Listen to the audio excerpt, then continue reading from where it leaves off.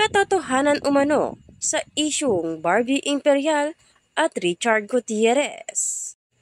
Nagbigay opinyon ang talent manager at showbiz reporter na si OG Diaz hinggil sa kumakalat na chikang may namamagitan kina Richard Gutierrez at Barbie Imperial. Ito ay matapos mag-viral ang video ng dalawa together sa loob ng isang sikat na bar sa Alabang. Sa kanyang latest episode ng OG Diaz Showbiz Update, sinabi nitong isa si Barbie sa mga may-ari ng bar kung saan sila nakitang magkasama ng kapamilya aktor. Ang totoo niyan, si Barbie Imperial ay isa sa mga shareholders ng Tipsy Pig.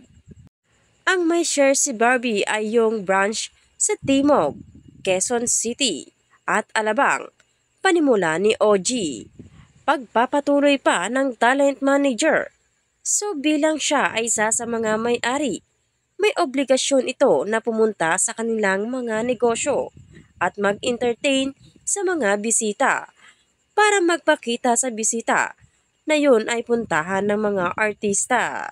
Paglilinaw naman ni OG, walang share si Richard sa bar pero nagkataong kaibigan nito ang mga may-ari. Parang 4 na tables yon. Siyempre, nagte-table hopping ang lolo mo dahil lahat yon ay kaibigan niya. So, nung naupo siya kay Barbie, nakunan ng picture. Kahit sino pang babae yan, lalo na kung ang lalaki o yung babae na involved sa isang relasyon at sa isang hiwalayan. Talagang tututukan ng mga marites kung sino ang next na makakasama, lahad ni OG.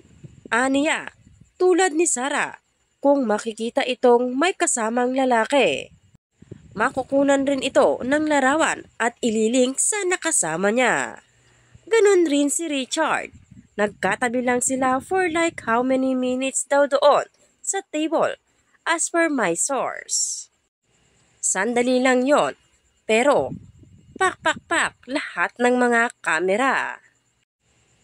May nag-video, may nag-picture, pero hindi nila alam yung mga nangyayari doon na mayroong selebrasyon. Dumiretso pa si Barbie Imperial sa poblasyon at ginrit ang ibang friends and staff ng Tipsy Pig.